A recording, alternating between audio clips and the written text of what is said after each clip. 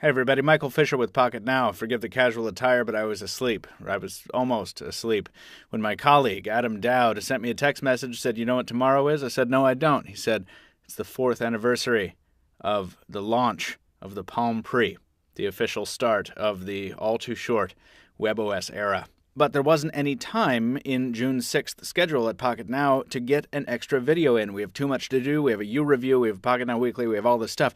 So I thought at 1 in the morning, it would be a great time to film a throwback unboxing just to pay a little bit of tribute to the Palm Pre and to one of the great lost operating systems of our time.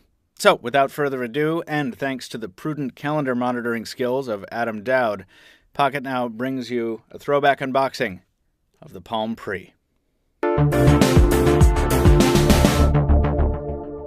I was in line on this day exactly 4 years ago, waiting outside Boston's Boylston Street Sprint store. Yes, WebOS had enough buzz in 2009 to generate lines. All to get this box.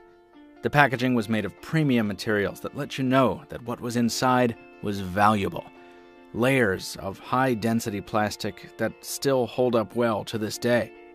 And finally, nestled in its own protective tray, behind the legend, designed in and inspired by California, the device itself, the first-generation Palm Pre. And then as you dug deeper into the box, you hit packet after packet of literature, all of it emblazoned with branding, Sprint and Palm. A reminder that at one time these two companies had teamed up, proudly, to try to sell something great, to try to build something new. The attention to detail extended all the way to the welcome pamphlets with their folded-over tabs and orange bindings, to the little chrome embed in the power cable.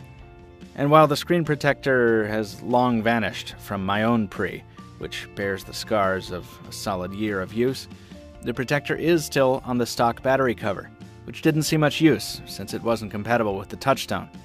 How about a little peel-off then, for old time's sake?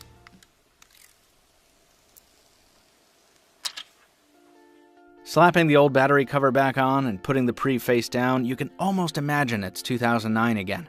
The Pre still a shining beacon of hope for those who want to have their breath taken away by a smartphone that isn't called an iPhone or an Android. Sitting with the Pre, I'm reminded that phones once were reasonably sized, before they got so big as to seem ludicrous. The Pre sat beautifully in the hand because of its rounded design. It wasn't trying to win any slimness contests, because it didn't have to. It was designed for humans, before that slogan was even dreamed up by another company. And then there was that keyboard. Slightly gummy, slightly tacky, and nowhere near as responsive as it should have been. But still, a slide-out keyboard from one of the companies that made them a standard on mobile devices. A keyboard that worked together with a touchscreen, using a gesture area that was an entirely new idea. The flimsy USB port cover actually stayed with my Pre for the entirety of my year of using it as my daily driver, but sadly the battery did not. Not remembering whether WebOS devices needed batteries to boot or not, I decided to try my luck. I crossed my fingers and plug in. The Pre is inquisitive. Where's my battery? I don't have the heart to tell it. I bundled that battery in as a value add to sweeten the pot when I sold the Pre 2 on eBay after the crash.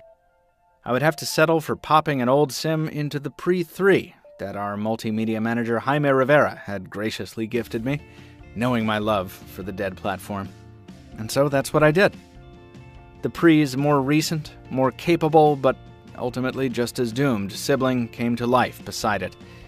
And for a few minutes, flicking cards around and universal searching to my heart's content, I remembered the joy of a new platform.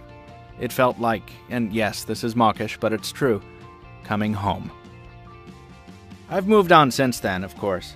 Not just because I entered the technology field, but because, like everyone else, I had to. I was forced to. And while I'm glad things have progressed, I still think it's only proper to stop every once in a while and pay tribute to a great platform that helped push modern smartphones to their current heights. Because while we should always keep our eye on the future, we shouldn't forget those who propelled us there. Thank you, Palm.